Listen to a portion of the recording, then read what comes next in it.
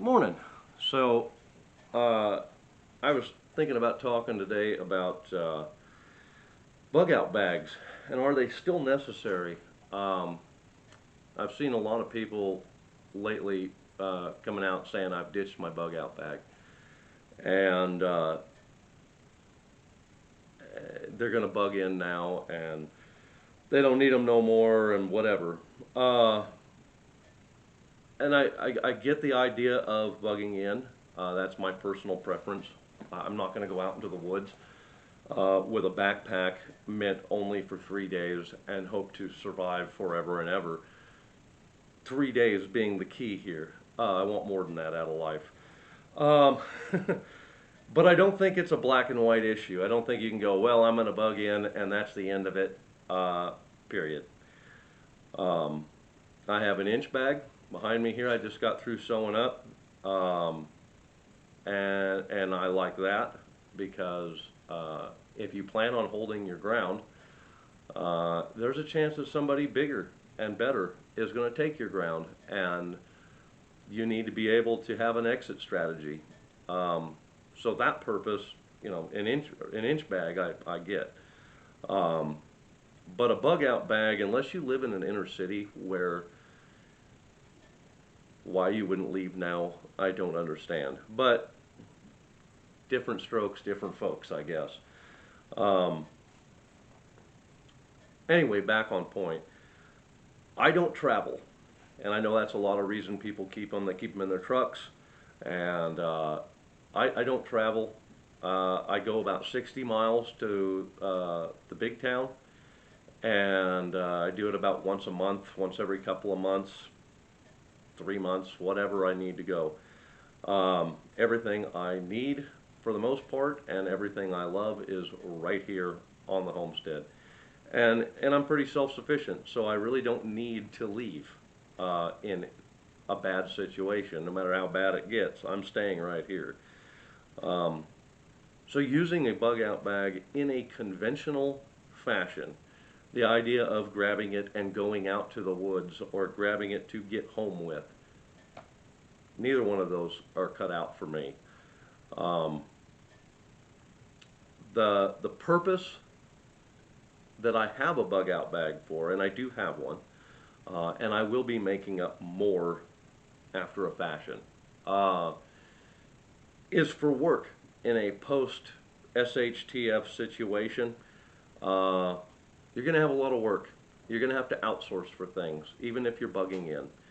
Um, it's not like I'm going to stay in and everything's going to be okay right here on the property. Where I live in high desert, and you got to do wood cutting.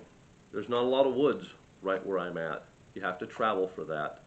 You're gonna have to hitch up wagons or whatever your situation. If you've saved gas, whatever, it's still gonna take you a while, and you're gonna have to send a team out to go do that.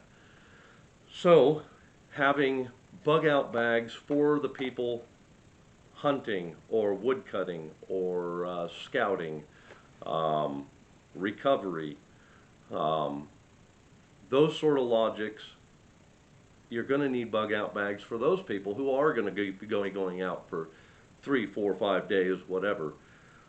But I would advise the strategy that I've built, that I'm just starting, so I'm not very far along with it, is I am taking totes and I am doing dry food storage, freeze dried stuff, and I am making a food tote.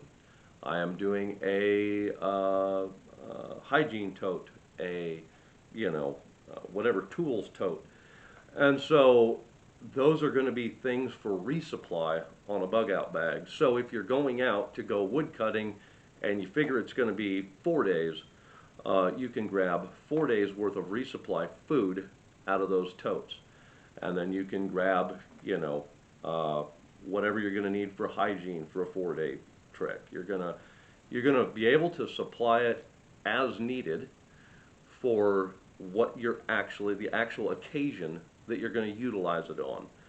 Um, and so for that purpose, I fully understand the purpose of a bug out bag. That to me makes sense. Um, and like I said, having resupply tubs for those, I think is important. Um, and using it, going out, and even if you're just camping, if that's all you're planning on doing with it, is just go out and use it as a camping bag. Um, Me myself, it's hard for me to go camping because I have animals that need fed, watered, whatever. I'll do it in my yard. Uh, I'll bring a bucket of water, and that will be my creek water source. I'll drag in logs, and that will be my wood source that I'll have to cut up or axe or whatever I'm doing, um, and make a mock scenario. But the point is, train with it and use it, um, and then you know the flaws with what works for what situation. Then you can adapt your bag accordingly to what you're doing. I think that's real important. But as far as leaving here with a 3-day backpack, not happening. No one's coming out here. Uh, I'm out in the high desert and it is dry, snaky, no shade, 110 degrees, miserable hike to get where I'm at. And I'm 60 miles from the big town, which isn't really that big. It's not like a city. Um, and there's small towns in between them and me. Um, there's about 200 of us out here in like a 75, 100-mile radius out in this area. No one's coming here. And they're going to have to go through a bunch of rednecks and hillbillies to do it. So I really don't foresee a plan to leave. But I do have the inch bag for an exit strategy, even if that's just to go out, regroup, and take my place back. But it's definitely not limited to 3 days. Um, that's probably 2 weeks or so in there worth of food, and it's a lot of it's food, food and shelter. But uh, yeah, I just don't. If you're planning on grabbing a backpack and leaving your house, you're living in the wrong area. Uh, get out now. Learn how to do the things that are necessary in that situation. If you really believe that that's what's going to happen, that it's all going to fall apart, there's a huge learning curve in there that you need to strategize now, not later. And a bug out bag for 3 days is not going to save you, I guarantee it. It's just not. And people who are set up, probably not going to want to take you in. So anyway, something to think about. I hope that helps you out in some way. Enjoy the rest of your day.